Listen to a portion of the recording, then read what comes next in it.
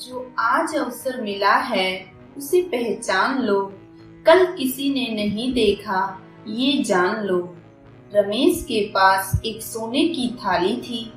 वह सोचता, इस थाली में मैं किसी योग्य व्यक्ति को भोजन कराऊंगा। आखिर कौन था वह योग्य व्यक्ति जिसने सोने की थाली में खाना खाया? आइए जानते हैं इस कहानी से। एक गांव में रमेश नाम का एक व्यक्ति था। उसके पास ज्यादा धन दौलत तो नहीं थी, लेकिन उसके पास एक अनमोल सोने की थाली थी। यह थाली उन्हें उनके दादा से विरासत में मिली थी। वे अक्सर सोचते, जब कोई सच में इस थाली के योग्य मिलेगा तब मैं उसे इसमें भोजन कराऊंगा। लेकिन कब, इसका उत्तर उनके पास भी नहीं था। एक दिन गांव में एक प्रसिद्ध संत आए। वे बहुत ज्ञानी और त्यागी थे। गांव के लोग उनका आदर पूर्वक स्वागत कर रहे थे। जब रमेश को यह पता चला तो वह बहुत प्रसन्न हुआ और सोचने लगा, यह संत महान है, शायद यही इस थाली के योग्य हो। वे संत के पास गए और कहा, स्वामी जी मेरे घर आकर भोजन ग्रहण करें। लेकिन फिर उसने विचार किया, हो सकता है यह सही व्यक्ति न हो, मैं अभी भी इंतजार करूंगा। और उन्होंने संत को साधारण थाली में ही भोजन कराया और सोने की थाली फिर से संभाल कर रख दी। कुछ महीनों बाद राजा विक्रम सिंह अपने सैनिकों के साथ वहां से गुजरे। जब गांव वालों को यह खबर मिली तो उन्होंने राजा के स्वागत की पूरी तैयारी कर ली।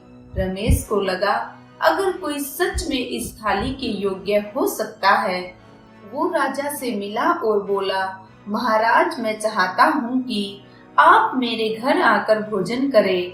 राजा ने मुस्कुरा कर कहा, मैं अकेले भोजन नहीं कर सकता। अगर तुम हम सभी के लिए भोजन दे सकते हो तो हम अवश्य आएंगे। रमेश सोच में पड़ गया। सोने की थाली में राजा को खिलाने का मतलब होगा कि सभी सैनिकों को भी भोजन कराना पड़ेगा। उसे लगा कि राजा के सैनिक इस थाली में खाने के लायक नहीं हैं। उसने राजा को कोई बहाना बना दिया और राजा अपने सैनिकों के साथ बिना भोजन किए ही आगे बढ़ गए। ऐसे ही कई वर्ष बीत गए।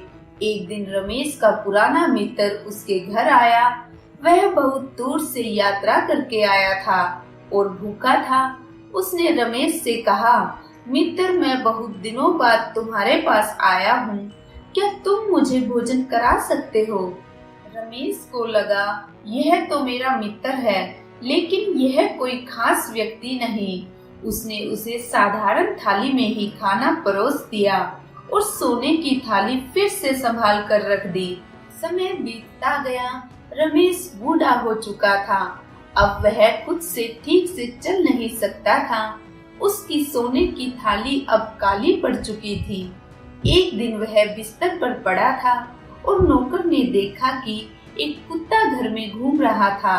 वह नौकर कुछ भोजन लाया और उसे रमेश की सोने की थाली, जो अब काली पड़ चुकी थी, में रख दिया ताकि कुत्ता आराम से खा सके। रमेश ने यह देखा तो उसकी आंखों में आंसू आ गए। उसने सोचा, जिस थाली को वह इतने वर्षों तक किसी योग्य व्यक्ति के लिए बचाता रहा, लेकिन आज उसी थाली में एक जानवर खाना खा रहा है।